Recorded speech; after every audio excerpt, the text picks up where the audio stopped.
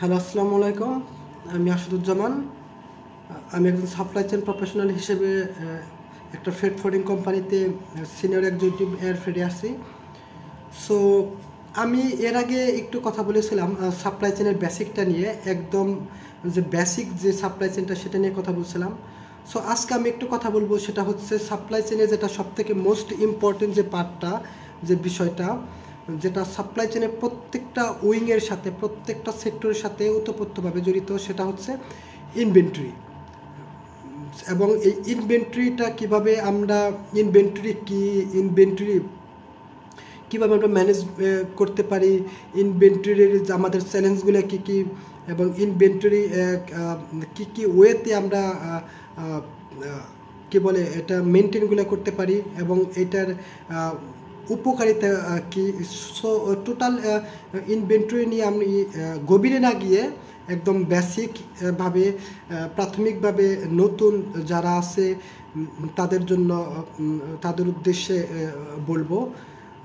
মূলত হচ্ছে, আমি যদি বলি, ইনভেন্টরি আমাদের দেশের পরিপ্রেক্ষিতে ম্যানুফ্যাকচারিং কোম্পানি যদি বলি, যারা যে কোনো প্রোডাক্ট তৈরি করে, কিংবা হচ্ছে যারা ইম্পোর্ট করে কোনো প্রোডাক্টকে ইম্পোর্ট করে সেটাকে তার আকার সাইজ কিছুটা পরিবর্তন করে, রিলেবেলিং করে কিংবা রিপ্যাকিং করে কনজিউমার কিংবা কাস্টমার হাতে পৌঁছে দেয়।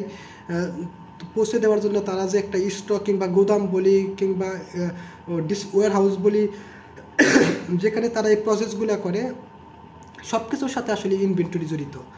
সো ইনভেন্টরি আমাদের দেশের পরিপ্রেক্ষিতে মোর দেন 80% আমরা যারা আসি সেটা চলিত ধারাই বলতে, ইনভেন্টরি বলতে আমরা বুঝি 15 দিন 20 দিন কিংবা মাসে একবার, কিংবা যখন অডিট হবে, কিংবা যখন আমার স্টোর ম্যানেজার কিংবা আমার ম্যানেজমেন্ট আমার কাছে যাবে আমার স্টক কী পরিমাণ আছে, তখন দৌড় ঝাঁপ করে শুধু ফিজিক্যাল কী পরিমাণ আমার কাউন্ট আছে, প্রোডাক্ট আছে, কিংবা র মেটেরিয়ালস কিংবা কাঁচামাল আছে, কিংবা ফিনিশ গুডস আছে, সেটা কাউন্ট করে সিস্টেমের সাথে চেক করে একটা রিপোর্ট তৈরি করে দেওয়া, দ্যাট ইজ ইনভেন্টরি।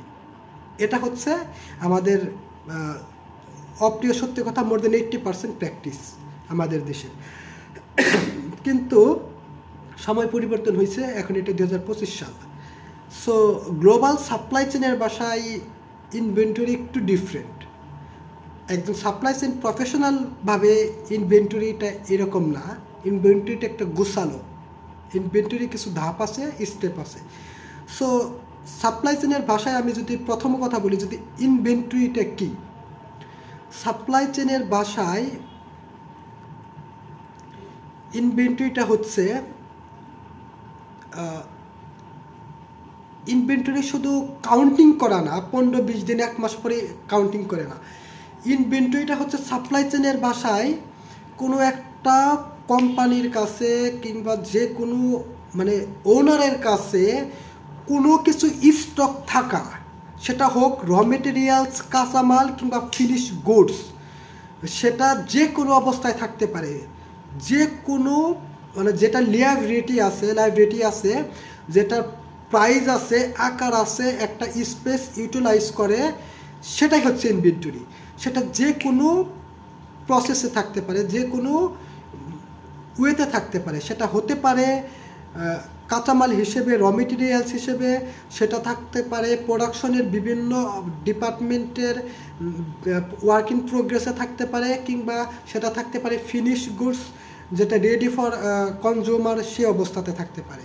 সো সহজ কথায় যদি আমি বলি, যে কোনো কিছুর এটা একটা ব্যাটারি, এটা একটা ইনভেন্টরি। এটার এইরকম না যে এটার আমার 1 মাসে আমার অডিট হইতে হইব, কাউন্ট হইতে হইব না। এটা ইনভেন্টরি, কারণ এটা একটা প্রাইস আছে, এবং এই প্রাইসটা একটা নির্দিষ্ট টাইমে পর এটা আপ ডাউন হতে পারে, এবং এই ব্যাটারিটার একটা মানে কার্যক্ষমতা কমার ভাড়ার একটা টাইমিং আছে। ধীরে ধীরে এটা নষ্ট হয়ে যাবে, স্পেস কার্যক্ষমতা কমে যাবে। এই ব্যাটারিটা যদি আমি আমার হাতে রাখি, আমার হাতের একটা স্পেস নিতেছে সে। সো সহজ কথায় যদি আমি বলি, ইনভেন্টরি হচ্ছে কোনো কোম্পানি কিংবা ওনারের কাছে থাকা যে কোনো স্টক, সেটা কাঁচামাল হিসেবে থাকতে পারে, অন দ্য ওয়েতে থাকতে পারে, ওয়ার্ক ইন প্রোগ্রেসে থাকতে পারে, কিংবা হচ্ছে ফিনিশ প্রোডাক্ট হিসেবে থাকতে পারে, সেটাই হচ্ছে ইনভেন্টরি। সো ইনভেন্টরির পরে যদি আমি বলি, ইনভেন্টরি মূলত হচ্ছে 3 টাইপের হতে পারে। একদম বেসিক্যালি হিসাবে প্রাথমিকভাবে যদি বলি ইনভেন্টরি 3 টাইপের। প্রথমত যদি বলি র মেটেরিয়ালস ইনভেন্টরিটা কি? র মেটেরিয়ালস ইনভেন্টরিটা হচ্ছে প্রোডাকশনের জন্য ম্যানুফ্যাকচারিং কোম্পানিগুলোতে যে কাঁচামালগুলো প্রোডাকশনের জন্য আনা হয়, পারচেস করা হয়, স্টোর যেগুলো হ্যান্ডেলিং করে, স্টক করে প্রোডাকশনে দেওয়ার জন্য, সেটা হচ্ছে র মেটেরিয়ালস কিংবা কাঁচামাল ইনভেন্টরি। এরপরে যদি বলি ওয়ার্ক ইন প্রোগ্রেস ইনভেন্টরি, এটা হচ্ছে প্রোডাকশন চলাকালীন টাইমে বিভিন্ন সেক্টরে একটা প্রোডাক্টের ফাইনাল আকৃতির পূর্বে যে বিভিন্ন পার্ট বাই পার্ট আকৃতি তৈরি করা হয়, সেটা হচ্ছে ওয়ার্ক ইন প্রোগ্রেস। এই টি শার্ট কথাটার যদি বলি, এটার একটা সেক্টরে হচ্ছে সুইং হচ্ছে, ফিনিশিং হচ্ছে, বোতাম হচ্ছে, কলার হচ্ছে, যে এক একটা পার্টে এক একটা আকৃতি কিংবা আকার বেঁধে থাকতেছে, সেটাই হচ্ছে ওয়ার্ক ইন প্রোগ্রেস। এটা নেসেসারি এরকম না যে আমার পূর্ণাঙ্গ রূপটা ধারণ করতে হবে। এরপর হচ্ছে ফিনিশ গুডস, যে কোনো একটা প্রোডাক্ট যখন তার অ্যাজ পার ডিজাইন অনুযায়ী যখন পূর্ণাঙ্গ রূপ ধারণ করার পরে সেটা যখন ওয়্যার হাউস কিংবা স্টোরে যখন ডিস্ট্রিবিউশনের মাধ্যমে যখন কনজিউমার কিংবা ভোক্তার হাতে ফাইনালি পৌঁছে দেওয়ার পূর্বের যে অবস্থাটা থাকে, সেটা হচ্ছে ফিনিশ গুডস। সো তাহলে ইনভেন্টরি 3 টাইপের, একটা হচ্ছে র মেটেরিয়ালস, একটা হচ্ছে ওয়ার্ক ইন প্রোগ্রেস, আর একটা হচ্ছে ফিনিশ গুডস অবস্থায় থাকতে পারে। তৃতীয়ত হচ্ছে আমরা কিভাবে ইনভেন্টরি কন্ট্রোল করতে পারি, মানে হচ্ছে ইনভেন্টরি কন্ট্রোল টেকনিকটা। সো ইনভেন্টরি কন্ট্রোল টেকনিকটা যদি আমরা জানতে পারি তাহলে বেশ কিছু আমাদের উপকার হবে। সেটা হচ্ছে সঠিক সময়ে আমাদের ইনভেন্টরিটা পৌঁছে যাবে, অতিরিক্ত কোনো ইনভেন্টরি থাকবে না, ইনভেন্টরি নষ্ট হবে না, ইনভেন্টরির পেছনে আমার অতিরিক্ত কস্ট যেটা খরচ বাড়বে না। এবং ইনভেন্টরি কন্ট্রোল টেকনিকটা যদি আমরা জানতে পারি তাহলে আমরা এতটুকু ইনশিওর করতে পারবো একটা পার্টিকুলার প্রোডাকশনের জন্য আমার যতটুকু কাঁচামাল প্রয়োজন ঠিক ততটুকু কাঁচামালই আমরা মেকশিওর করতে পারবো প্রোডাকশনের জন্য, তাতে আমার প্রোডাকশনটা স্মুথলি হবে। সো ইনভেন্টরি টেকনিকের কথা যদি বলি আমরা কিভাবে করতে পারি, প্রথমত যদি বলি জাস্ট ইন টাইম, এটা সংক্ষেপে যদি বলি জেআইটি, সব থেকে যেটা ব্যবহৃত সাপ্লাই চেনের ভাষায় হচ্ছে এটা জিআইটিটা হচ্ছে মূলত হচ্ছে একটা স্টক সময় মতো পৌঁছানো এবং ততটুকুই পৌঁছানো যতটুকু আমার প্রোডাকশনের জন্য প্রয়োজন। এরকম না প্রোডাকশন হবে আমার আজকে 15 দিন পূর্বে আমার স্টক পৌঁছাবে না, জাস্ট ইন টাইমে পৌঁছাবে এবং আমার যদি 10 ইউনিট প্রয়োজন হয় আবার 10 ইউনিটই পৌঁছাইবে। এটা হচ্ছে just in time GIT. Secondly হচ্ছে আমরা টেকনিকটা ফলো করতে পারি, সেটা হচ্ছে ইওকিউটা হচ্ছে economic order quantity. Economic order কোয়ান্টিটির একটা সূত্র আছে, আমি সেই সূত্রতে যাব না, গাণিতিক একটা সূত্র আছে, আমি যেহেতু প্রাথমিকভাবে বলতেছি। ইওকিউটা হচ্ছে আমি কি পরিমাণ ইনভেন্টরি কিংবা কাঁচামাল আমি অর্ডার করব সেটার একটা ক্যালকুলেশন, যাতে আমার অতিরিক্ত ইনভেন্টরি না হয়ে যায় কিংবা আমার ওভার না হয়ে যায় কিংবা আমার স্টক আউট না হয়ে যায়। সো এটার জন্য আমার যতটুকু প্রয়োজন প্রোডাকশনের জন্য ততটুকুই আমার মেকশিওর করে আমার অর্ডার করাটা হচ্ছে যে প্রসেসটা, সেটাই হচ্ছে ইওকিউ। এরপরে হচ্ছে বিভিন্ন আমরা এবিসি অ্যানালাইসিসের মাধ্যমে আমরা ইনভেন্টরিকে বিভিন্ন ভাবে ভাগ করতে পারি। যেমন যেটা সবথেকে গুরুত্বপূর্ণ প্রাইজের ক্ষেত্রে ভ্যালু এবং সবথেকে আমার ইম্পর্টেন্ট প্রোডাকশনের জন্য সেটাকে আমরা এ ক্লাসে রাখি, এবং যেটা সবথেকে মানে মধ্যম মানে মাঝারি মানে গুরুত্বপূর্ণ, যেটা বাজারে অ্যাভেলেবিলিটির কথা যদি বলি সেটাও মাঝারি, সেটা যদি বলি সেটা হচ্ছে ক্লাস বি, এবং ক্লাস সি যদি বলি যেটা হচ্ছে সব সময় যে কোনো জায়গা থেকে আমরা কালেক্ট করতে পারি, আমরা মজুত করতে পারি এবং যেটা প্রাইসটাও কম, সেটা হচ্ছে class C. So price, range, importance, বাজারের অ্যাভেলেবিলিটির উপর নির্ভর করে ইনভেন্টরিকে যদি অ্যানালাইসিসের কথা বলি সেখানে 3 ক্যাটাগরিতে ভাগ করা হয়। একটা হচ্ছে ক্লাস এ, ক্লাস বি, ক্লাস সি। এরপরে যদি বলি ইনভেন্টরি কীভাবে মেনটেন করা যায়, সেটা হচ্ছে সেফটি স্টক। সেফটি স্টকের একটা গাণিতিক সূত্র আছে, ক্যালকুলেশন আছে, আমি সেদিকে যাব না। তো সেফটি স্টকটা কি? সেফটি স্টকটা হচ্ছে আমার প্রোডাকশনের জন্য আমার ততটুকুই র মেটেরিয়ালস কিংবা কাঁচামাল আমি ততটুকুই এনশিওর করব কিংবা স্টক করব, যার জন্য আমার প্রোডাকশন হঠাৎ করে বন্ধ হয়ে যাবে না, কিংবা প্রোডাকশন শেষ হওয়ার পরে আমার মাত্রা অতিরিক্ত আমার র মেটেরিয়ালস কিংবা কাঁচামাল থেকে যাবে না, যার জন্য আমার র মেটেরিয়ালস কিংবা কাঁচামালটার একটা স্পেস ইউটিলাইজ ধারণ করে থাকবে, কস্টিংটা হবে এবং কাঁচামালটা নষ্ট হবে। এবং same goes to for warehouse এবং ডিস্ট্রিবিউশনের জন্য আমি ততটুকু পরিমাণ স্টক করব ফিনিশ গুডসটা, যেটা আমার মার্কেটে আমার চাহিদা আছে, কনজিউমার কিংবা ভোক্তার ডিমান্ড আছে, সেভাবে আমরা সেফটি স্টকটা মেনটেন করব। এরপরে যদি বলি আমরা ইনভেন্টরিটা কীভাবে ভেরিফিকেশন কিংবা চেক করতে পারি। সো ইনভেন্টরিটা আমরা বিভিন্নভাবে করতে পারি। প্রথমত যদি বলি রেগুলার স্টক চেক। আসলে রেগুলার স্টক চেকটা হচ্ছে আমরা যে কোনো সময় স্টকটা ফিজিক্যালি চেক করতে পারি আমাদের সিস্টেমের সাথে মিল আছে কিনা। সেটার জন্য কোনো স্পেসিফিক সময় নাই, 15 দিন, 20 দিন, 1 মাস কিংবা মাসে একবার অডিট হবে কিংবা আমার ম্যানেজমেন্ট আমার কাছে রিপোর্ট চাবে তখন করব, বিষয়টা এরকম না। সেটা আমি শিফটের শুরুতে করতে পারি কিংবা একটা পার্টিকুলার ডেতে আমার ডেলিভারি হওয়ার পরে আমি অবসর সময় পেলে করতে পারি, যে কোনো সময় সেটা হতে পারে। এরপরে হতে পারে সার্কেল কাউন্টিং। সার্কেল কাউন্টিংটা হচ্ছে একটা স্টোরে কিংবা একটা ওয়্যার হাউসের ভিতরে বিভিন্ন টাইপের আমার আইটেম থাকতে পারে, ইনভেন্টরি থাকতে পারে। সো আমি একসাথে একটা পার্টিকুলার ডেতে একটা পার্টিকুলার টাইমে সবগুলো টাইপের ইনভেন্টরি কাউন্টিং না করে একটা নির্দিষ্ট টাইপ, একটা আইটেম বাই আইটেম ধরে ধরে আজকে আমি এইটা করলাম, কালকে আমি এই আইটেমটা ধরবো, আজকে আমি সুতা ধরবো, কালকে আমি বুতাম ধরবো, পরশুদিন আমি ফেব্রিক্স ধরবো, এইরকম আইটেম বাই আইটেম ধরে যদি বলি সেটা হবে হচ্ছে সার্কেল কাউন্টিং। এরপরে যদি বলি স্পট চেক, সারপ্রাইজ চেক, এটা হয় কি অডিটের মাধ্যমে।